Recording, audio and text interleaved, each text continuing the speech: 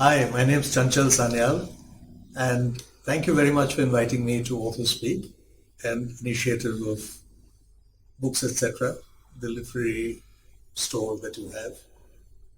And I think you guys are doing a fantastic job. My hats off to you for the kind of effort that you put in to ensure that literature does not die an untimely death and books and authors remain talked about, or at least remain talking with each other like we're doing now. Thank you for what you do. Okay, now a fuller introduction and more of this later. I am the author of this book, The Glass House, and this was published in the summer of 2018. It made a brief splash on the literary circuit, and then I think it's been submerged since then, but thank you for attempting to resuscitate it. What has been happening?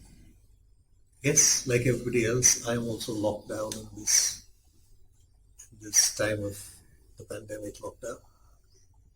And since you've asked me, I'm not going to mouth the usual platitudes of connecting with oneself, bettering with oneself, using the time productively to work out, to build muscle, to get healthy, to flush your body of toxins and all that.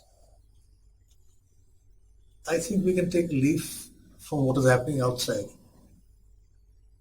The skies are cleaner. You can see the stars at night. The Yamuna is blue again. She's not smelling anymore. The roads are clear. Even as I speak now, in the middle of the afternoon, I can hear bird song outside. This is amazing. How fast is nature recuperating? And I think the same sort of thing is happening with us, with our psyches. Inside ourselves, we are regenerating. Yes, these are terrible times. There will be deaths. There is no sugarcoating that. There will be deaths.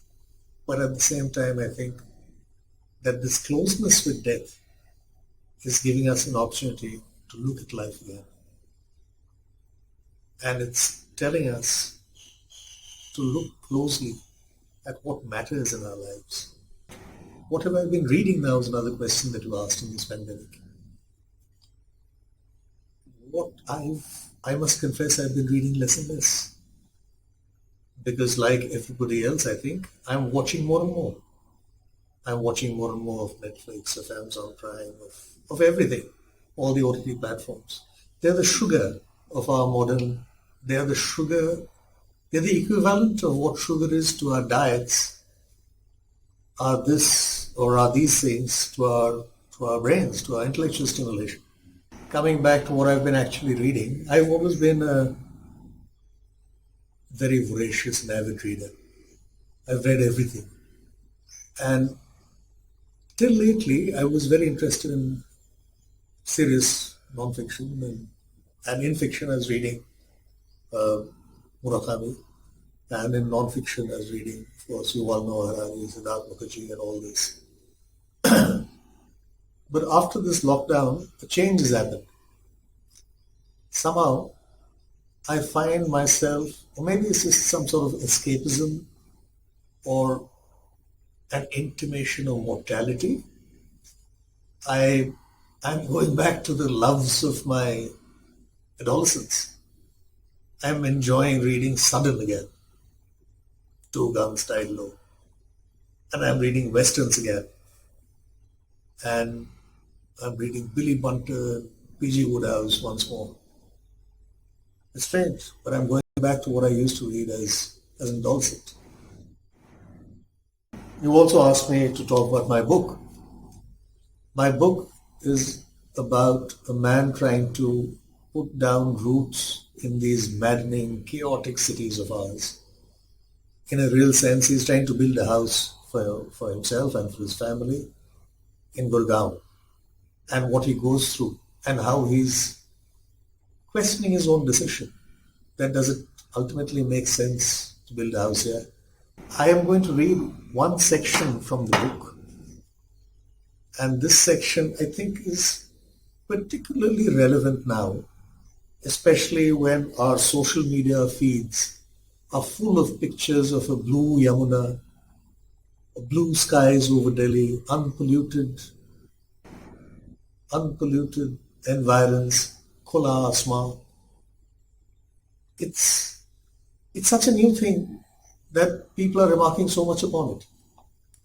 What was it like, and what will it go back to?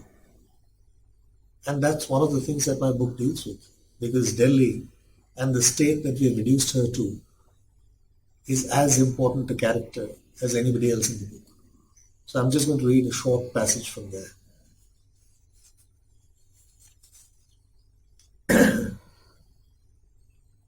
Delhi seems to have finally given up. This is talking about Delhi as she was 3 months ago. Delhi seems to have finally given up, like he has with everything else. Modern man has triumphed here too. First, we as a species wiped out more species than anything else since the dawn of life on the planet. Of course, we did not spare ourselves either, and learning avidly from the world wars, refined the practice of industrial human slaughter to a point of terrifying efficiency. Next, we trained our sights on the environment and the world at large. By dumping millions of tons of waste into the land and the oceans, and pumping millions of tons of gases into the air, we poisoned all three. Now, we have sharpened the focus of those sights onto the cities we live in, and Delhi has been hit the hardest. Bravely battling on since the time of being called Indraprasth, and then recovering from the purges of the Islamic sword as well as the Christian cannon.